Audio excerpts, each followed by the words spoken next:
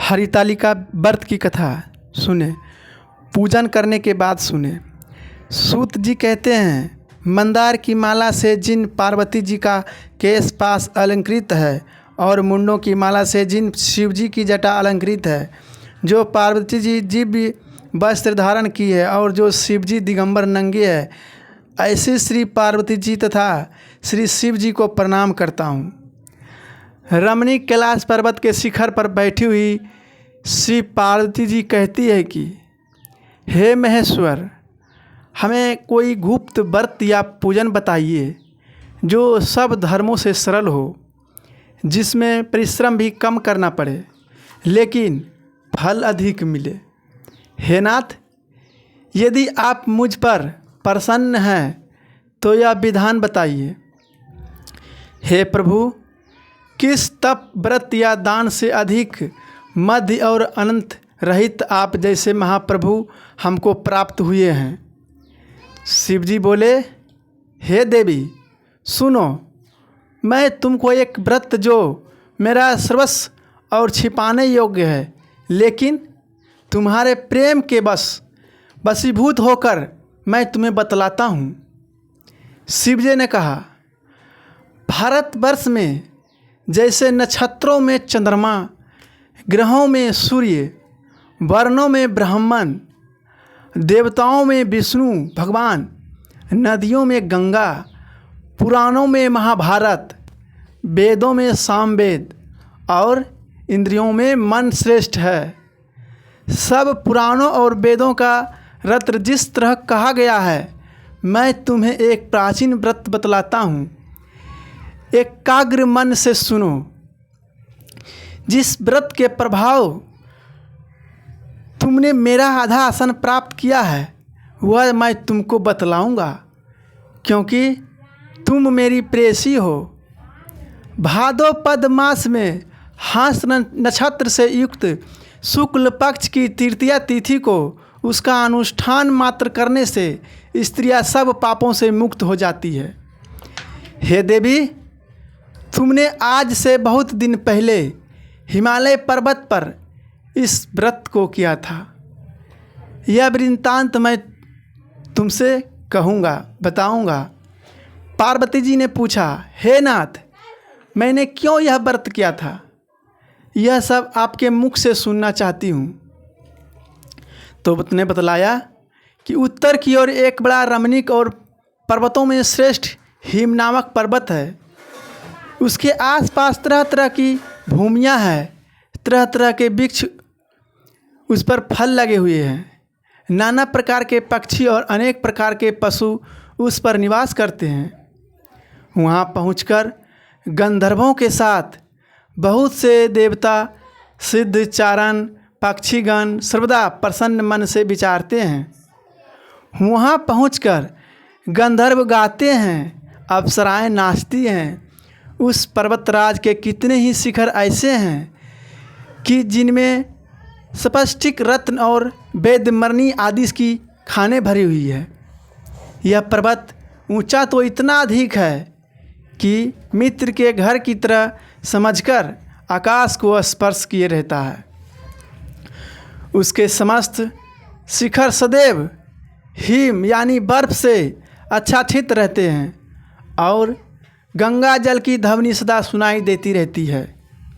हे पार्वती, तुमने बाल्यकाल में उसी पर्वत पर तपस्या की थी। 12 वर्षों तक तुमने उल्टी टंग कर केवल धुआं पीकर रही। 64 वर्षों तक सूखे पत्ते खाकर रही। माघ मास में तुम जल में बैठी रही और बैसाख की दोपहरियों में पंचाग्नि तपती थी। सावन महीने में जल बरसता तो तुम भूखी प्यासी रहकर मैदान में बैठी रहती थी। तुम्हारे पिता इस तरह के कष्ट सहन को देखकर बड़े दुखी हुए। वे चिंता में पड़ गए कि मैं अपनी कन्या किसको दूं। उसी समय नारद जी वहाँ पहुँचे। मुनिश्रेष्ठ नारद जी उस समय तुम्हें देखने गए थे। नारद जी को देखकर गिरी ने आद्रपान आसन आदि देकर उनकी पूजा की।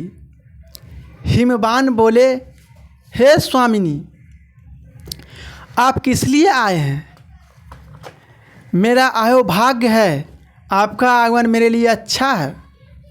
नारद जी ने कहा, हे पर्वतराज सुनो, मैं भगवान विष्णु का भेजा हुआ हूँ, आपके पास आया हूँ। आपको चाहिए कि यह योग्य कन्या रत्न किसी योग्य वर को दें। भगवान विष्णु के समान योग्य वर ब्रह्मा, इंद्र और शिव इनमें से कोई नहीं है। इसलिए मैं यही कहूँगा कि आप अपनी कन्या भगवान विष्णु को ही दें। हिमवान ने कहा, भगवान विष्णु स्वयं मेरी कन्या ले रहे हैं और आप यह संदेश लेकर आए हैं, तो मैं उन्हें अवश्य अपनी कन्या दूंगा। हिमवान की इतनी बात सुनकर मुनिराज नारद आकाश में विलीन हो गए। वे पीताम्बर, शंख, चक्र और गदाधारी भगवान विष्णु के पास पहुँचे। वहाँ हाथ जोड़कर नारद जी ने भगवान विष्णु से कहा, हे देव सुनिए, मैंने आपका विवाह पक्का कर दिया। उधर हिमवान ने पार्वती के पास जाकर कहा कि हे पुत्री, मैंने तुम्हें भगवान विष्णु को दे डाला। तब पिता की बात सुनकर तुम बिना उत्तर दिए ही अपनी सखी के घर चली गई। वहीं ज़मीन पर पड़कर तुम बड़ी दुखी होती हुई विलाप करने लगी। तुमको इस प्रकार विलाप करती हुई देखकर सखी बोली, तुम इतनी दुखी क्यों हो? इसका कारण बताओ। तुम्हारे जो कुछ इच्छा होगी मैं यथाशक्ति उसको पूरा करने की चेष्टा करूंगी, इसमें कोई संयम नहीं है। पार्वती जी बोली, मेरी जो कुछ अभिलाषा है उसे तुम प्रेम पूर्वक सुनो। मैं एकमात्र शिव जी को अपना पति बनाना चाहती हूँ, इसमें कुछ भी संयम नहीं है। मेरे इस विचार को पिताजी ने ठुकरा दिया है। इसमें मैं अपने शरीर को त्याग दूंगी, मैं अपने शरीर को त्याग देना चाहती हूँ। पार्वती जी की इस बात को सुनकर सखियों ने कहा, शरीर का त्याग ना करें, चलें किसी ऐसे वन को चले जहाँ पिता को पता न लगे। ऐसी सलाह कर तुम वैसे वन में जा पहुँची। उधर तुम्हारे पिता घर घर तुम्हें खोजने लगे। दूतों द्वारा भी खबर लेने लगे कि कौन देवता या किन्नर मेरी पुत्री को हरण कर ले गया है। उन्होंने मन ही मन कहा, मैं नारद जी के आगे प्रतिज्ञा कर चुका हूँ कि अपनी पुत्री भगवान विष्णु को दूंगा। ऐसे सोचते सोचते हिमवान मूर्छित हो गए। गिरिराज को मूर्छित देखकर सब लोग हाहाकार करते हुए दौड़ पड़े। जब होश आया तो सब पूछने लगे कि हे गिरिराज, आप अपनी मूर्छा का कारण बताइए। हिमवान ने कहा, आप लोग मेरे दुखों का कारण सुने। ना मालूम कौन मेरी कन्या को हरण करके ले गया है। ऐसा नहीं हुआ तो उसे किसी काले सांप ने काट लिया या सिंह खा लिया होगा। हाय हाय मेरी बेटी कहाँ गई? किसी दुष्ट ने मेरी पुत्री को मार डाला। ऐसा कहते हुए वे वायु के झोंकों से कांपते हुए वृक्ष के समान कांपने लगे। इसके बाद हिमवान तुम्हें वन वन खोजने लगे। वह वन भी सिंह, भालू, हिंसक जंतुओं से बड़ा भयानक हो रहा था। तुम भी अपनी सखियों के साथ उस भयानक वन में चलती चलती एक ऐसी जगह जा पहुंची जहां एक नदी बह रही थी। उसके रमणीक तट पर एक बड़ी सी कंदरा थी। तुमने उसी कंदरा में आश्रम बना लिया और मेरी एक बालुकामयी मतलब प्रतिमा बनाकर अपनी सखियों के साथ निराहार रहकर मेरी आराधना करने लगी। जब भादोपद शुक्ल पक्ष की हस्तयुक्त तृतीया तिथि प्राप्त हुई तब तुमने मेरी विधिवत पूजन किया और रात भर जागकर गीत वाद्य आदि से मुझे प्रसन्न करने में बिताया। उस व्रत के प्रभाव से मेरा आसन डगमगा उठा, जिससे मैं तत्काल उस स्थान पर जा पहुंचा जहां पर तुम अपनी सखियों के साथ रहती थी। वहां पहुंचकर मैंने तुमसे कहा कि मैं तुम पर प्रसन्न हूँ, बोलो क्या चाहती हो। तुमने कहा, मेरे देवता, यदि आप मेरे ऊपर प्रसन्न हैं तो मेरे पति बने। मैं तथास्तु कहकर कैलाश पर्वत पर वापस आने पर तुमने वह प्रतिमा नदी में प्रभावित कर दी। सखियों के साथ उस महाव्रत का पारण किया। हिमवान भी तब तक उस वन में तुम्हें खोजते हुए आ पहुँचे। चारों दिशाओं में तुम्हारी खोज करते करते वे व्याकुल हो चुके थे, इसलिए तुम्हारे आश्रम के समीप पहुँचते ही गिर पड़े। थोड़ी देर बाद उन्होंने नदी के तट पर 2 कन्याओं को सोते हुए देखा। देखते ही उन्होंने तुम्हें छाती से लगा लिया और बिलख कर रोने लगा। फिर पूछा, पुत्री, तुम सिंह, व्याघ्र आदि जंतुओं से भरे इस वन में क्यों आ पहुँची।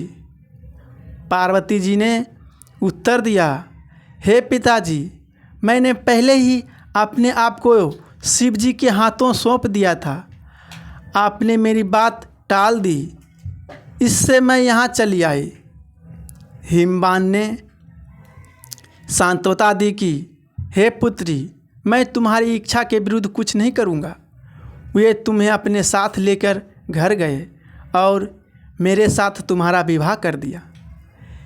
इसी से तुमने मेरा आर्ध आसन पाया है। तब से आज तक किसी के सामने मुझे यह व्रत प्रकट करने का अवसर नहीं प्राप्त हुआ।